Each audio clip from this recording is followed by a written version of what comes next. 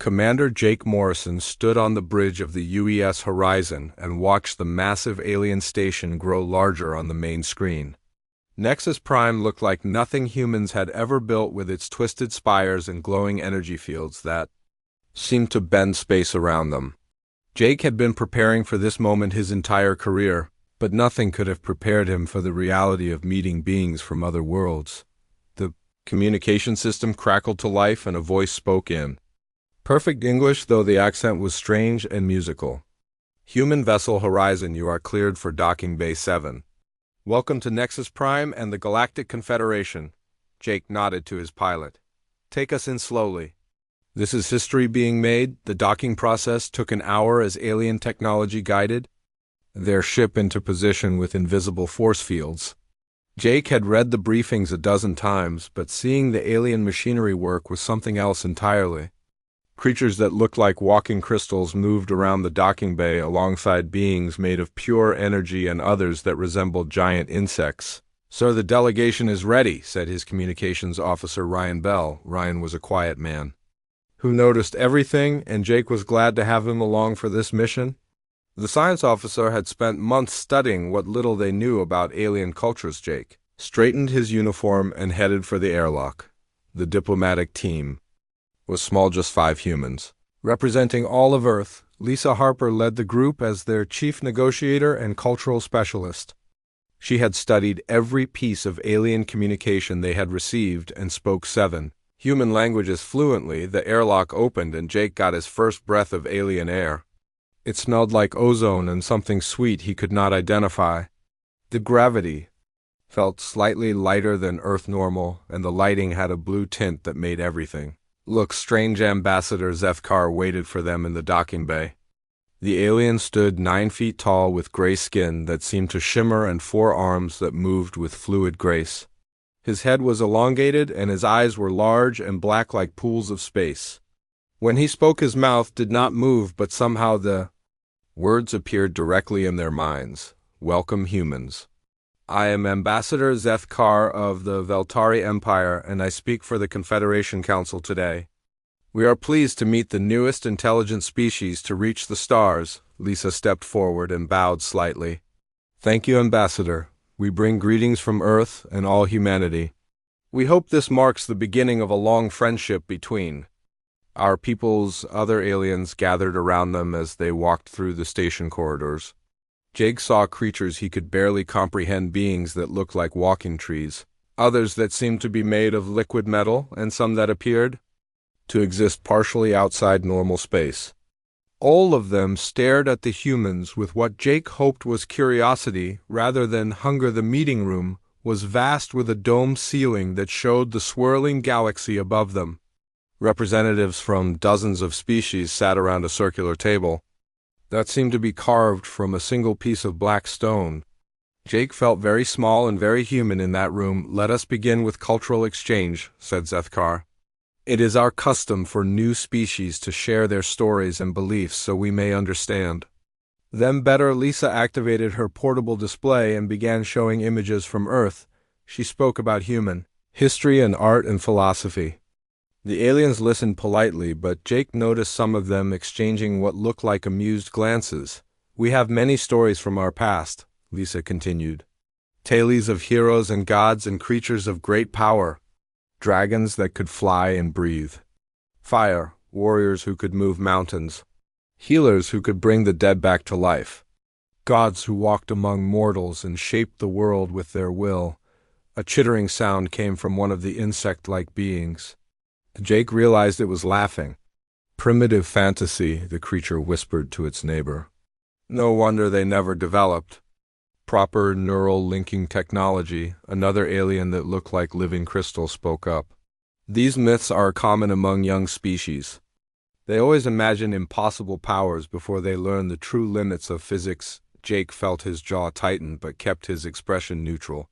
Lisa continued her presentation, showing images of mythical creatures and legendary heroes from human culture. The aliens responded with barely hidden smiles and whispered comments. "Fascinating," said a being made of swirling energy. "Your species seems quite imaginative.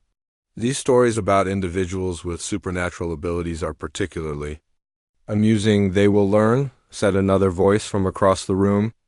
Once they understand real science, they will put aside these childish fantasies. Ryan was taking notes on everything the alien said, and Jake noticed the science officer's expression growing more serious with each dismissive comment. Something about the way the aliens reacted bothered Jake, but he could not put his finger on what it was. The formal presentations continued for hours, with each species sharing something about their culture. The aliens spoke of technological marvels and mental achievements that humans could barely comprehend. They had mastered space and time and energy in ways that seemed like magic, but they insisted everything they did was based on pure science. When the session ended, Zethkar approached the human delegation. "Your species shows promise," he said. "With proper guidance, you may develop beyond your current primitive state. We will assign mentors to help you abandon these fantasy beliefs and embrace rational thought." Jake shook the ambassador's hand, which felt strange and cold. "We appreciate your offer, Ambassador, but humanity values its stories and myths. They are part of who we are." Zethkar's large eyes seemed to show pity. "In time you will understand, Commander. All species must grow beyond their childhood dreams to join the galactic community." As they returned to their ship, Jake could not shake the feeling that the aliens were missing something important about humanity. Their dismissal of human mythology felt wrong somehow, as if they were judging a book by reading only the first page. Ryan caught up with him in the corridor. "Sir, I documented every reaction and comment from today's meeting. Something bothers me about how quickly they dismissed our cultural heritage." Jake nodded. "Keep recording everything, Ryan. I have a feeling this is just the beginning, and we might need those records later." The ship undocked from Nexus Prime and began its journey back to Earth, but Jake's mind stayed focused on the aliens' reactions. They had laughed at Earth's myths without trying to understand what those stories really meant to humanity. 3 months had passed since first contact, and humanity was settling into its probationary membership in the Galactic Confederation. Trade agreements were being negotiated, and human colonies were receiving alien technology that would change everything. But strange things were starting to happen across human space, and nobody could explain them. Danny Rodriguez wiped sweat from his face as he guided the drilling equipment deeper into the asteroid mine on New Texas Colony. The work was hard but honest, and Danny had been doing it for 5 years since leaving Earth. He was a simple man who liked simple work and never asked for anything more than a fair wage. And, good friends, the drill bit hit something unexpected, and the machine lurched to a stop. Danny checked the readings and frowned. According to the sensors, they had broken through into a hollow space, but that was impossible. The geological surveys showed solid rock for another 100 meters. "Hey, boss," Danny called over the comm. "We got something weird down here in Shaft 7. Supervisor Carl Mason's voice crackled back. "What kind of weird, Rodriguez? Looks like we hit a cave system, but the maps show nothing but rock." There was a pause. "Impossible." "Check your equipment, Danny." Ran full diagnostics on the drilling rig, but everything showed normal. He grabbed a portable scanner and squeezed through the opening they had made. His headlamp cut through the darkness and revealed a cavern that stretched beyond the range of his Leita. Walls were smooth and curved like they had been carved by water, but there was no water anywhere in this asteroid. Strange symbols covered the rock surface in patterns that seemed to shift when Danny was not looking directly at them. He felt a chill that had nothing to do with the cave's temperature. "This is impossible," he muttered and reached out to touch one of the symbols. The moment his fingers made contact, the cave changed. The walls began to glow with soft blue light, and Danny could swear he heard something like singing in the distance. He jerked his hand back and the light faded, but the cave remained different, somehow more alive than before. Danny backed toward the entrance but found it blocked by fallen rock. The opening he had squeezed through was gone, sealed by tons of stone that should have taken hours to move. Panic started to build in his chest as he realized he was trapped. That was when the real impossibility began. Danny placed both hands against the rock pile and pushed. Not with any real hope of moving it, but because he had to try something. To his shock, the rocks began to shift under his hands like they were made of soft clay instead of solid stone. More Rock fell from the ceiling as the cave system became unstable. Danny could hear the mining equipment above grinding to a halt as the tunnel collapsed. If he did not get out soon, the whole shaft would come down and take half the mining crew with it. Something inside Danny's mind snapped into focus. He could see the cave system like a three-dimensional map and somehow knew exactly where to apply pressure to create a new exit. His hands began to glow with warm golden light as he pressed against the cave wall. The rock parted under his touch like it was liquid. Danny carved a new tunnel through solid stone using nothing but his bare hands while the light grew brighter around him. He could hear the mining crew shouting above as equipment fell into the collapsing shaft. Danny emerged from his new tunnel like a miner being born from the asteroid itself. His clothes were torn and his hands should have been bloody from punching through rock, but his skin was unmarked. The golden light faded as soon as he reached the surface. "Rodriguez, what the hell happened down there?"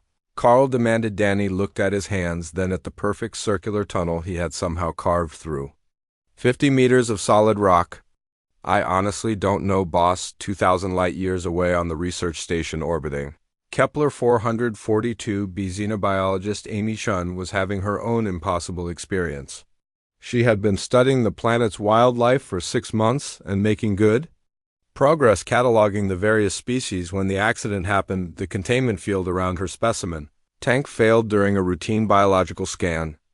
Toxic spores from one of the planet's predatory plants filled the laboratory, and Amy breathed them in before she could reach her emergency gear.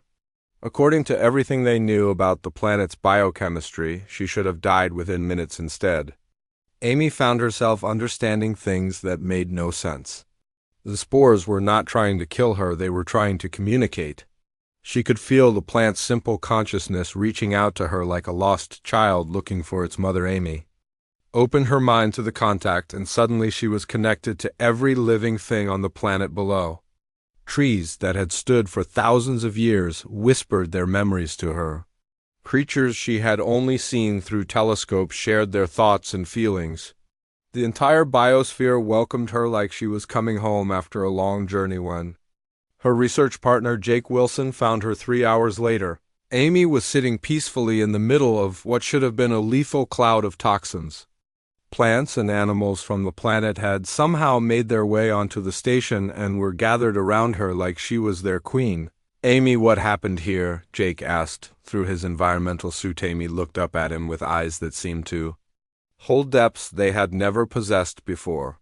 "They were lonely, Jake. They've been waiting so long for someone who could hear them." The toxic spores had completely vanished from the air, and Amy showed no signs of poisoning. The alien creatures that should not have been able to survive in the station's atmosphere were thriving in her presence. When she spoke to them in soft voices, they responded like they understood every word back. On Earth, former military pilot Steve Parker was experiencing dreams that felt more real than his waking hours. Every night he soared through clouds and across continents without any kind of aircraft. The dreams were so vivid he could feel the wind on his face and taste the moisture in the clouds. During a routine test flight of humanity's newest fighter craft, the dreams became reality. Steve's ship suffered a critical system failure at 30,000 feet and began spinning toward the ground out of control. He should have ejected, but something told him to stay with the aircraft. Steve felt the same sensation from his dreams, the feeling of being connected to the air itself. He reached out with his mind, and somehow the wind responded. His damaged fighter began to glide instead of fall as invisible forces guided it toward a safe landing. Ground control watched in amazement as Steve's plane performed maneuvers that should have been impossible with dead engines and damaged control surfaces. The aircraft landed gently in an empty field like it was being carried by giant invisible hands.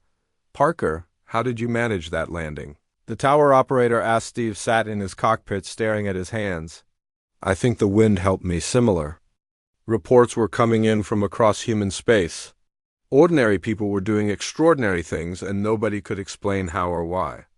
The Galactic Confederation's monitoring systems detected the anomalies, but their computers classified everything as equipment malfunctions or exaggerated reports. Humans always were prone to storytelling, Administrator Quintal noted when the reports crossed his desk. These incidents are clearly the result of primitive measurement errors. But Ryan Bell was still documenting everything from his position aboard the Horizon. Each impossible event was carefully recorded and analyzed. The science officer was beginning to see patterns that the aliens were. Miss and Jake Morrison received Ryan's reports with growing interest. The commander had not forgotten the aliens' dismissive attitude toward human mythology, and these new events felt connected somehow. People were displaying abilities that should have been impossible, according to known science. Keep tracking everything. Ryan, Jake ordered. Something is happening to our people, and I want to understand what it is before the aliens do, Amy. Chung continued her work on the research station, but now she could communicate with alien life forms in ways that amazed her. Colleagues. Gani Rodriguez returned to mining, but found he could sense the geological structure of asteroids like he had X-ray vision.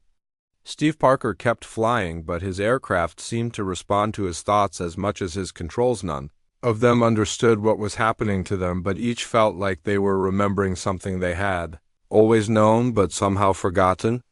The abilities felt natural and right, like putting on clothes that fit perfectly. The galaxy had been peaceful for over 3,000 years until the day the Devourers returned. They came from the void between galaxies like a plague of living darkness that consumed everything in their path. The Galactic Confederation had thought them extinct, but the ancient enemy had only been sleeping, and now they were hungry. The first attack came at the edge of Confederation space, where early warning stations simply vanished without sending distress signals. By the time anyone realized what was happening, an entire star system had gone dark. The creatures that emerged from the void were nightmares made real, beings of pure hunger that fed on energy. Itself, emergency sessions were called on Nexus Prime as panic spread through the galactic community. Species that had not spoken to each other in centuries suddenly found themselves allies against an enemy that threatened all life. The Confederation's greatest military minds struggled to devise strategies against foes that could drain the power. From their ships, with a touch Ambassador Zeth Carr found himself working closely with the human delegation as the crisis deepened. These creatures were mentioned in our oldest records, he explained to Jake Morrison. They nearly destroyed the galaxy once before, millions of years ago. What stopped them the first time? Lisa Harper asked. According to legend, they were defeated by beings of incredible power who could manipulate reality itself, but those are just myths from our primitive past. Jake exchanged glances with Ryan Bell. The science officer's reports about strange human abilities had been growing more frequent and more dramatic. People across human space were displaying powers that defied explanation, and the timing felt too convenient to be coincidence. The first major battle occurred at the Aldebaran system, where Lieutenant Colonel Ben Wright commanded the human vessel UES Defiant. Ben was a career military officer who had never shown any interest in the supernatural or unexplained. He believed in tactics and firepower and keeping his crew alive through superior planning. The Devourer scouts appeared without warning as Ben's ship patrolled the outer edge of the system. 3 massive creatures that looked like living shadows, with too many teeth, surrounded the Defiant and began draining power from its engines. According to all tactical doctrine, Ben should have ordered an immediate retreat instead. Something strange happened to Ben as he watched his ship's systems fail one by one. His vision seemed to expand beyond the confines of the bridge, and he could see the battle from multiple angles at once. He knew where the Devourers would strike before they moved and could predict their tactics with impossible accuracy. All ships converge on my position, Ben ordered over the comm system. I can see their weak points. 3 Confederation fleets were fighting desperately in the inner system and losing badly. The Devourers seemed unstoppable as they consumed ship after ship and grew stronger with each meal. But Ben's tactical instructions began to turn the tide as he guided Allied forces with supernatural precision. The real shock came when security cameras aboard the Defiant recorded Ben during the most intense moments of the battle. Golden light surrounded the colonel as he issued orders, and for brief moments what appeared to be wings of pure energy extended from his shoulders. His eyes glowed with inner fire as he coordinated a defense that saved thousands of lives. Impossible, whispered the Veltari tactical officer who reviewed the footage. Humans do not possess energy manipulation abilities, but the evidence was undeniable. Ben Wright had somehow seen through space and time to predict enemy movements, and his ship had responded to his commands in ways that went beyond mechanical possibility.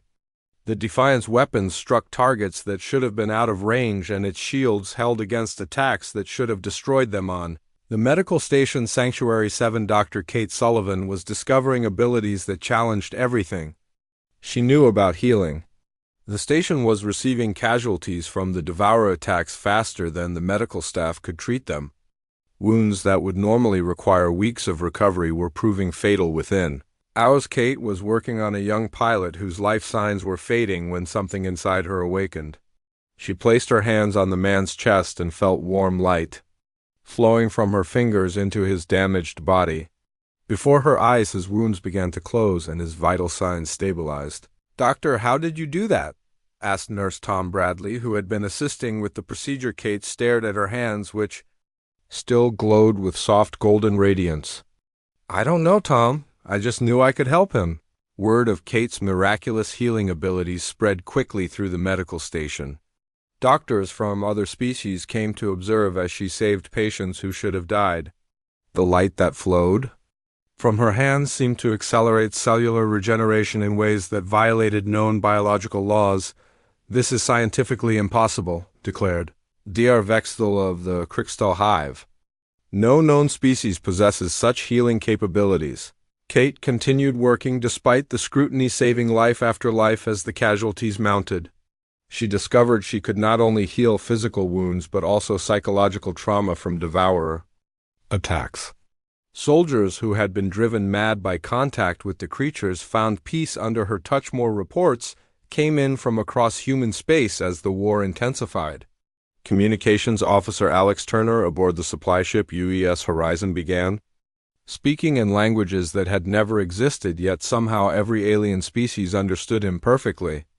His words carried weight and meaning that transcended normal communication. Marine Sergeant Tony Brooks displayed strength that allowed him to tear through Devourer bioships with his bare hands. His squad watched in amazement as their sergeant became a one-man army who could punch holes through armor that resisted plasma cannons. Tony's strength seemed to grow stronger when his friends were in danger. Environmental engineer Rachel Adams found she could control the very elements of space itself. During a desperate defense of the mining colony where Danny Rodriguez worked, Rachel turned an incoming asteroid field into weapons against the Devourers. Rocks that should have crushed the colony became guided missiles under her direction. Historian Peter Lewis began experiencing visions of events across the galaxy, providing strategic intelligence that proved devastatingly accurate.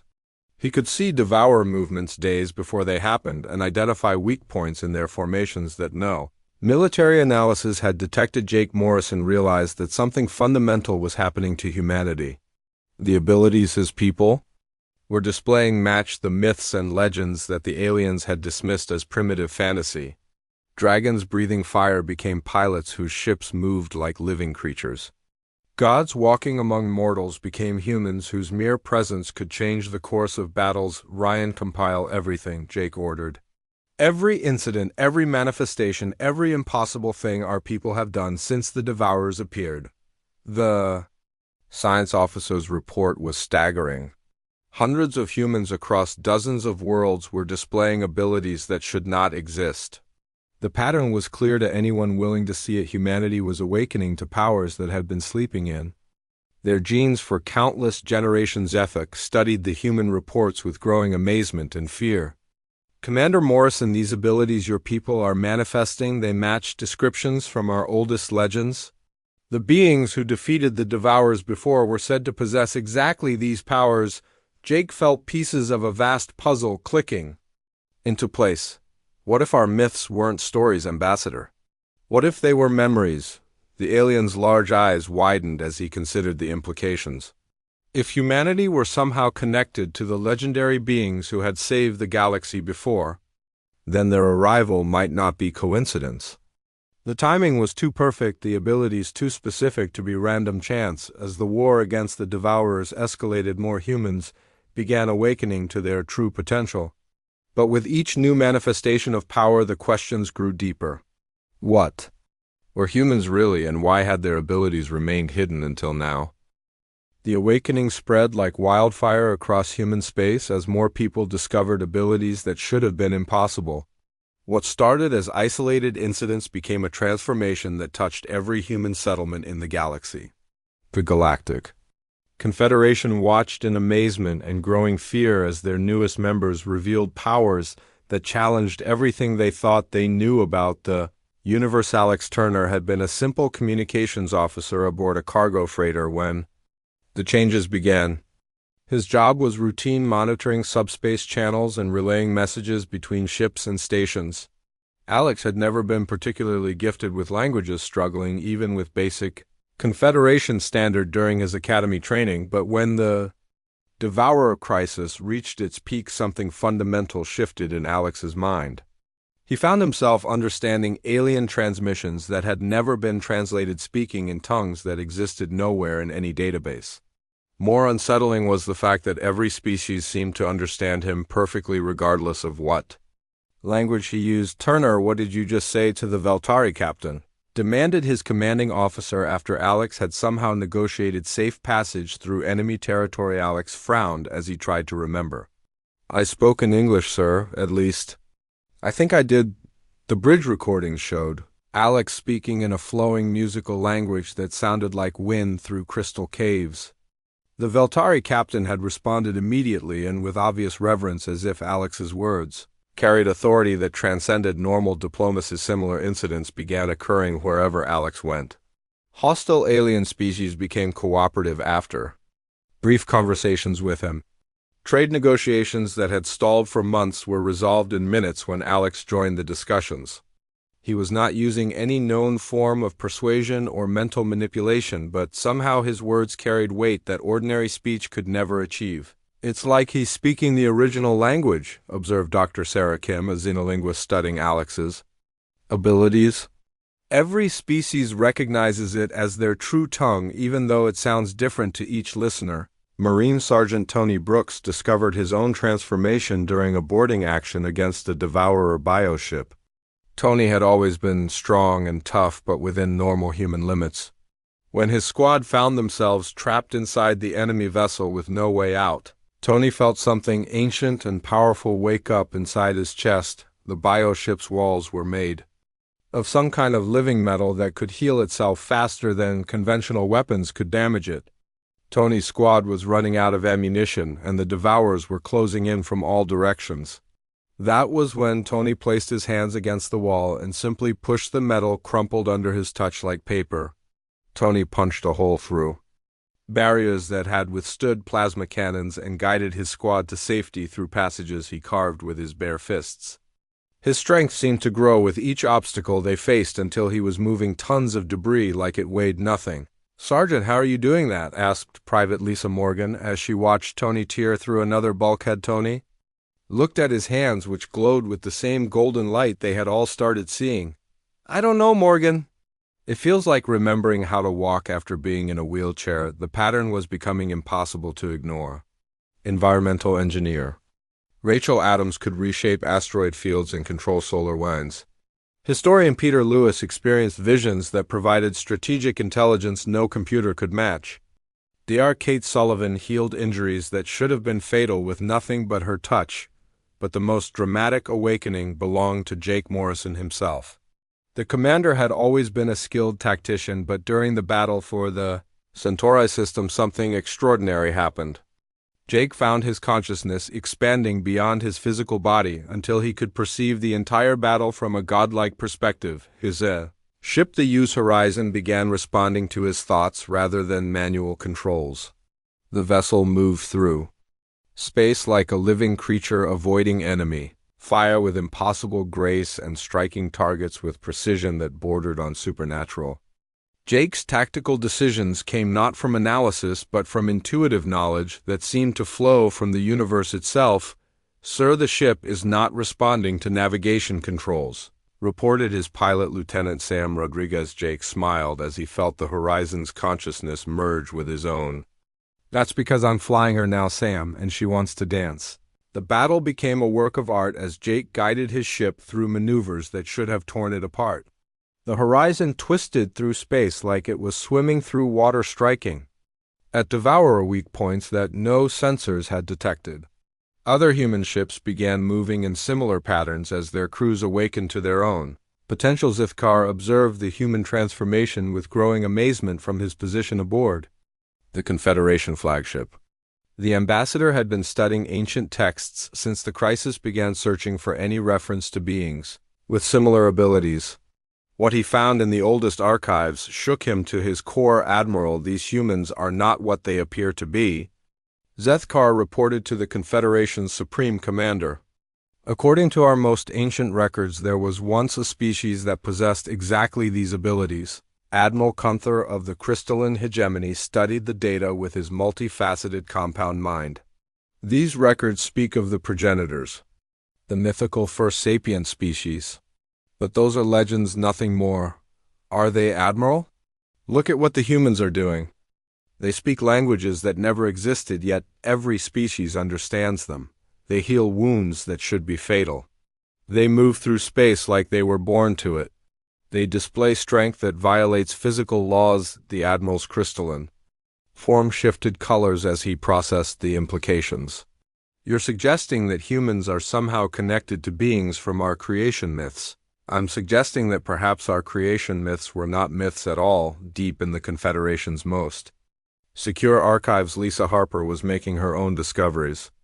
The human diplomat had been granted access to historical records as part of her cultural exchange duties, but what she found went far beyond simple academic research. The oldest texts spoke of beings called the progenitors who had seeded life throughout the galaxy before vanishing without explanation. These beings were described as having abilities that matched what humans were now displaying. More disturbing were references to a great enemy from beyond the galaxy that only the progenitors had been able to defeat. This can't be coincidence, Lisa whispered as she read account after account of supernatural beings who sounded remarkably human. The timing is too perfect. According to the archives, the progenitors had created some kind of test or trigger that would awaken their descendants when the galaxy faced its greatest threat. The Devourers were not random invaders, but part of an ancient cycle that had played out before. Lisa's hand shook as she realized what she was reading. Humanity was not a young species stumbling into the stars, but the return of the galaxy's creators. Earth had not been their birth world, but their sanctuary, a hidden refuge where they had waited for the galaxy to need them again. The evidence was overwhelming once she knew what to look for. Human mythology was filled with stories of gods and heroes with impossible powers because those stories were genetic memories passed down through millions of years. Every human fairy tale and legend was actually history waiting to be remembered. Jake, you need to see this, Lisa transmitted to the horizon. I've found something that explains everything. As more humans awakened to their true nature, the Confederation faced a choice that would determine the galaxy's future. They could accept that their newest members were actually their ancient creators returned, or they could resist a truth that threatened to overturn everything they believed about themselves and their place in the universe. The war against the Devourers was entering its final phase, but the real battle was just beginning as the galaxy prepared to meet its gods. Lisa Harper stood in the deepest vault of the Confederation archives, surrounded by data crystals that contained the galaxy's oldest memories. What she had discovered would change everything humans thought they knew about themselves and force. The alien civilizations to confront a truth they had spent millions of years trying to forget. The archive keeper was a being called Morduk, whose species had been guardians of galactic history since before most current civilizations had learned to make fire. His ancient eyes held depths of knowledge that spanned geological ages, and when Lisa showed him what she had found, those eyes filled with something that might have been fear. You should not have access to these records, Morduk whispered in a voice like grinding stone. They were sealed for good reason. Lisa held up the data crystal that contained the most explosive information she had ever encountered. The galaxy has a right to know its true history, especially now when the Devourers have returned. The crystal contained detailed records of the progenitors written by species that had witnessed their power firsthand. These were not myths or legends, but scientific observations and historical accounts of beings who could reshape reality with their thoughts. The progenitors had been the galaxy's first sapient species, arising when the universe was young and wild. According to the records, they had spread life throughout the galaxy like gardeners planting seeds. Every intelligent species could trace their origins back to progenitor intervention, including the proud Veltari and the ancient crystalline hegemony. The galaxy was not a natural development, but a carefully designed garden tended by beings of incredible power. They created us all, Lisa breathed as she read account after account of progenitor activities. Every civilization, every species were all their children, but the most shocking discovery was yet to come. The progenitors had not vanished mysteriously as the legends claimed. They had deliberately hidden themselves on a remote world at the galaxy's edge, waiting for the day when their children would face a threat too great to handle alone. That world was Earth, and humanity were their direct descendants, carrying dormant genetic sequences that would activate when the galaxy needed its guardians to return. The awakening that humans were experiencing was not random mutation, but the fulfillment of a plan millions of years in the making. The Devourers are not invaders, Lisa realized as she read the final entries. They're a test designed by the progenitors.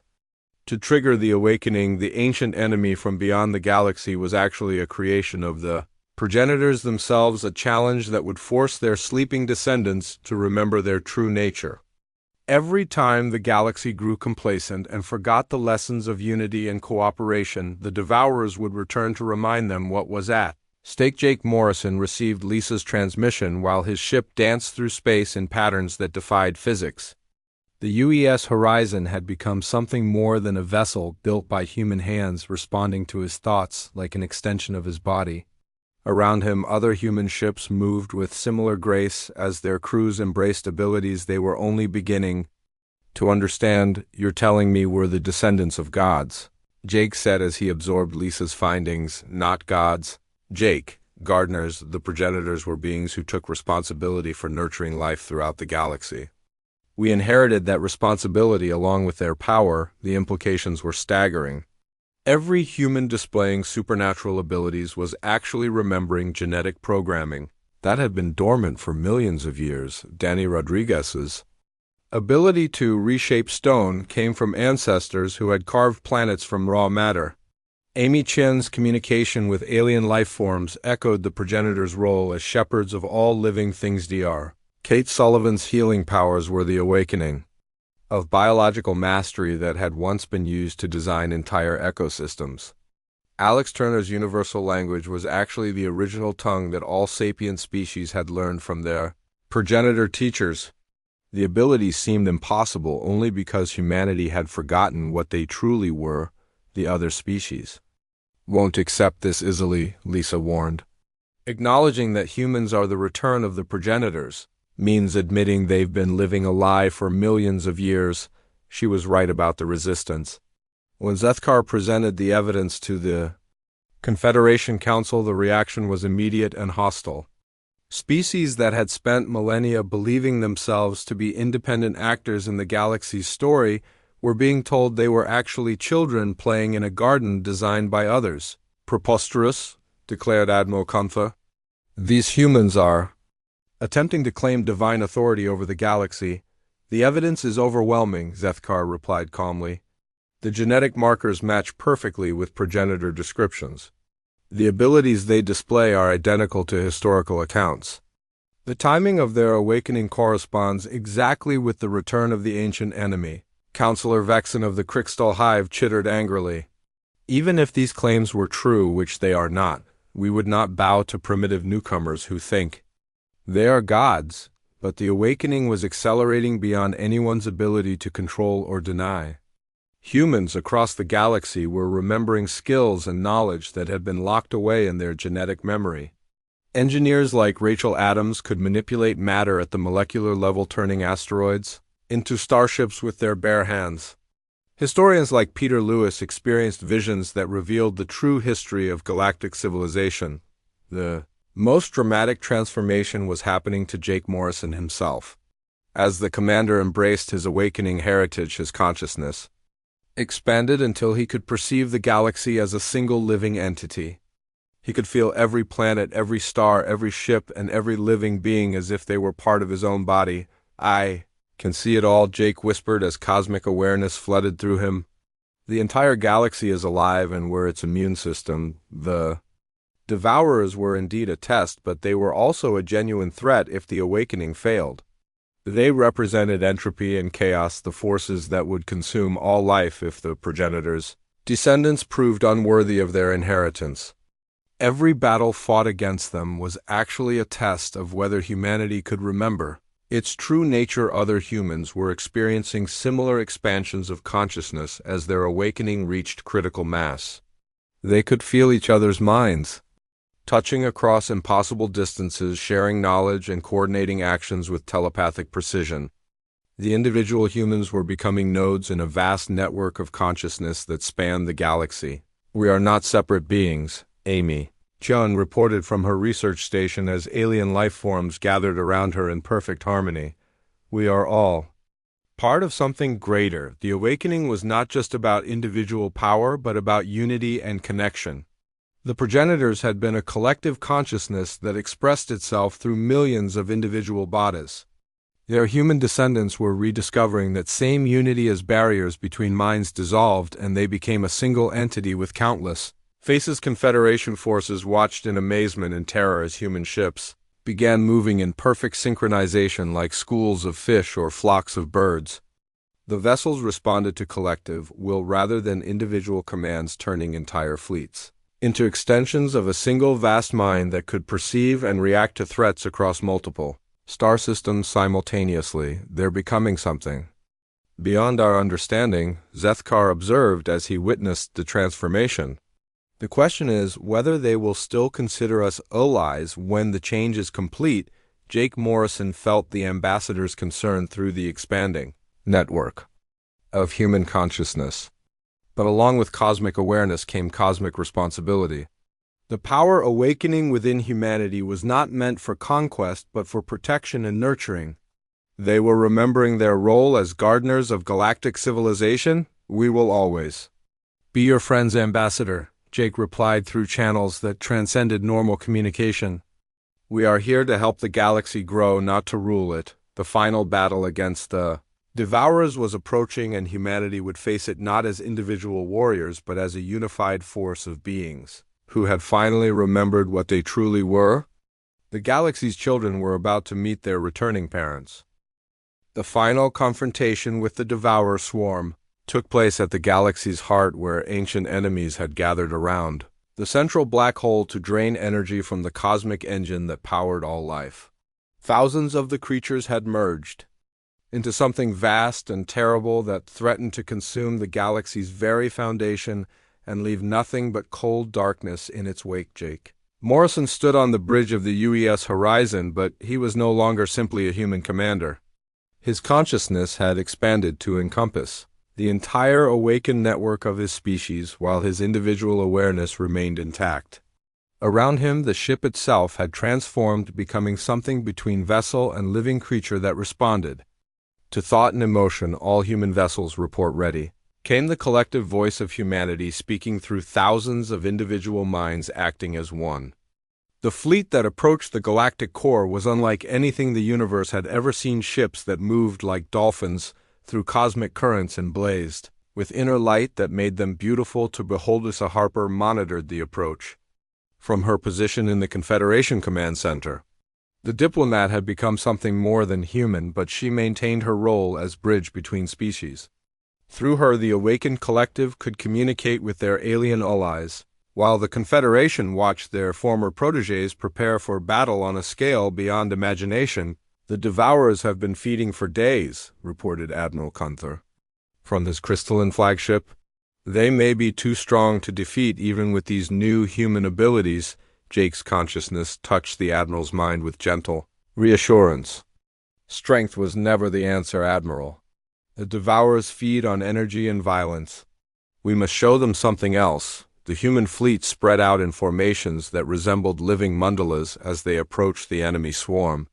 Each ship was piloted by awakened individuals whose abilities had fully manifested but who remained connected to the greater whole. Danny Rodriguez commanded a vessel that could phase through solid matter, while Rachel Adams guided ships that rode gravitational currents like surfers on cosmic waves. Amy Cheung's ship was surrounded by creatures from a dozen worlds who had somehow survived in the vacuum of space through her will alone. The xenobiologist had become a bridge between all life forms in the galaxy, and her presence turned the cold void into a garden where impossible things bloomed. Dr. Kate Sullivan's medical vessel glowed with healing light that could restore damaged ships and wounded crews with a touch. The Devourer swarm noticed their approach and turned toward them with hunger that had grown beyond reason. The ancient enemies had fed so much that they were no longer individual creatures, but a single vast entity of pure consumption that existed only to devour and grow. They rushed toward the human fleet like a tide of living darkness. That was when Jake Morrison and his awakened species revealed what they had truly become. The humans did not fire weapons or raise shields. Instead, they simply opened their minds and hearts to the universe itself. Golden light began to flow from every human ship, not the harsh glare of energy weapons, but the warm radiance of life and creation. "What are they doing?" whispered Zethkar from his observation post, remembering. Lisa replied as tears of joy streamed down her face. "They're remembering what the progenitors were really about." The light spread from ship to ship until the entire human fleet blazed like newborn stars. But the illumination was not destructive. It was creative, flowing into the void and bringing forth things that should not have been able to exist. Flowers bloomed in vacuum, while songs echoed through airless space, and the very fabric of reality bent to accommodate new forms of beauty. The Devourers struck the light, and something impossible happened. Instead of consuming the energy, they began to transform under its influence. The creatures of pure hunger remembered what they had been before becoming tools of testing and challenge. They had once been gardeners themselves, helpers of the progenitors who had fallen to darkness during the long wait between cycles. "You have remembered," spoke a voice that came from everywhere and nowhere as the lead devourer began to change. "We had hoped, but we had also feared." Jake felt recognition flow through him as he realized the truth. The devourers were not separate enemies, but fallen progenitors who had lost their way during the millions of years between awakenings. They had become what they fought against because they had forgotten the joy of creation and fallen into the despair of endless consumption. "We never stopped loving you," Jake replied, speaking for all awakened humanity. "We were just waiting for you to remember who you used to be." The transformation spread through the entire devourer swarm as beings of hunger became beings of creativity once again. The black hole at the galaxy's center stopped draining energy and began radiating it as the ancient enemies worked together to repair the damage their conflict had caused. Consumed star systems flickered back to life as matter and energy were restored to their proper patterns. Tony Brooks guided his ship into the heart of the transformation, using strength that could move planets to help rebuild what had been destroyed. Alex Turner spoke words of power that gave new names to reborn worlds, while Peter Lewis shared visions of possible futures where all life flourished in harmony. The Confederation fleets watched in amazement as their reality was remade before their eyes. Worlds that had been dead for millennia bloomed with new life, while species that had been extinct for eons returned from patterns preserved in cosmic memory. The galaxy itself was being restored to a state of perfection that existed only in the oldest myths. "Impossible," breathed Admiral Gunther as his sensors detected the rebirth of his species. "Original homeworld? Not impossible," corrected Zethkar, with wonder in his voice.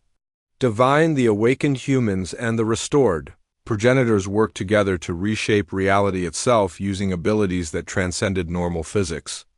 They were not conquering the galaxy, but healing it, returning it to the garden state it had possessed in the beginning, when all life lived in harmony under the guidance of loving creators. Jake Morrison felt his individual consciousness beginning to merge with something vast and eternal, but he held on to his human identity.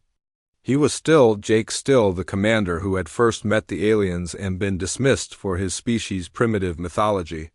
But now he was also something greater, a node in a network of awakened gods who remembered their responsibility to nurture. "All life, what happens now?" Lisa Harper asked as the transformation neared completion. "Now we teach," Jake replied with a smile that held cosmic warmth. "The galaxy's children have grown up, and it's time for them to learn what they're truly capable of." The Confederation species found themselves changed by proximity to the awakened progenitors.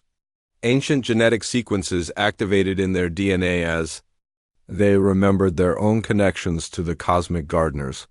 They were not separate species competing for resources, but parts of a single living system designed to explore every possible form of consciousness and creativity. Dragons soared between the stars as human pilots bonded with living ships that existed partially outside normal space-time.